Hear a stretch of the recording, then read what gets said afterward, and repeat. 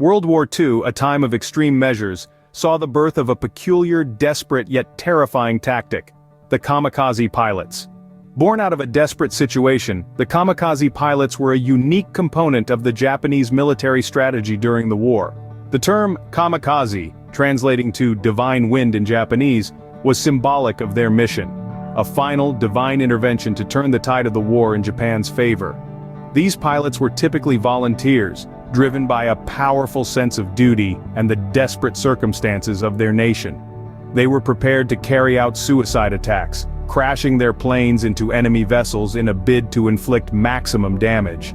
It was a strategy that was as shocking to the world as it was devastating to the enemy. The kamikaze pilots, a symbol of Japanese military desperation, were ready to pay the ultimate price. In the face of imminent defeat, these determined warriors embarked on missions they knew they might not return from. These were the kamikaze pilots, a group of brave, and some might say, desperate souls who made the ultimate sacrifice for their homeland during World War II. Their mission was straightforward yet chilling in its simplicity. They were tasked with piloting their aircraft not to engage in aerial combat, but to become human-guided missiles. Their target? The mighty warships of their adversaries. Their strategy? To crash their planes into these vessels, causing as much damage and destruction as possible. The term kamikaze itself translates to divine wind, a nod to the divine intervention that the Japanese hoped would turn the tide of the war in their favor. The kamikaze pilots were not reckless or unskilled. They were well-trained aviators who knew exactly what they were doing and the consequences it entailed.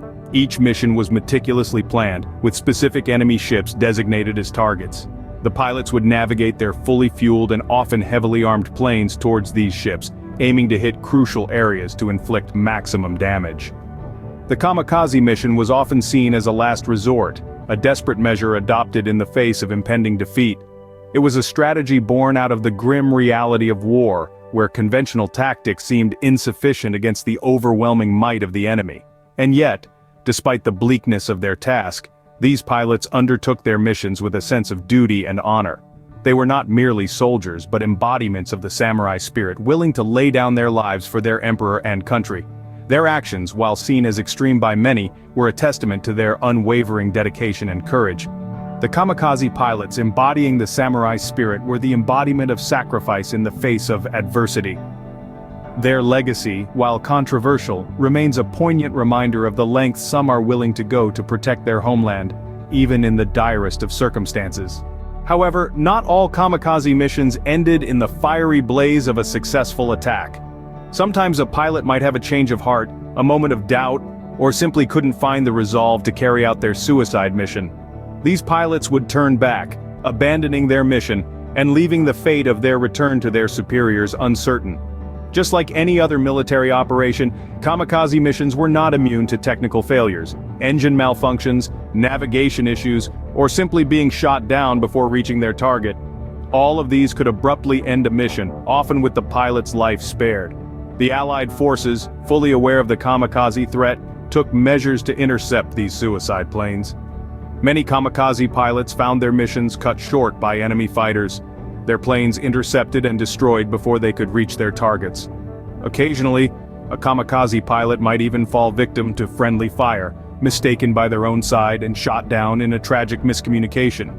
For those who survived a crash or were shot down and captured, they found themselves prisoners of war. Their treatment varied, but they were, in principle, subject to the rules of the Geneva Conventions. And it's important to remember, not all pilots willingly embraced the kamikaze mission. Some may have been forced into these missions under duress, a reflection of the extreme desperation faced by Japan in the final stages of World War II. The journey of a kamikaze pilot was fraught with uncertainty, a path defined by duty, desperation, and potential disillusionment. The legacy of the kamikaze pilots is one of paradoxes. They were the embodiment of desperation in an era marked by the extremities of war. Yet they also symbolize the fierce spirit of sacrifice and commitment in the face of overwhelming odds. Their actions have sparked debates and discussions, painting a complex picture of World War II. The kamikaze pilots, in their desperate sacrifice, have etched an indelible mark on the annals of World War II history.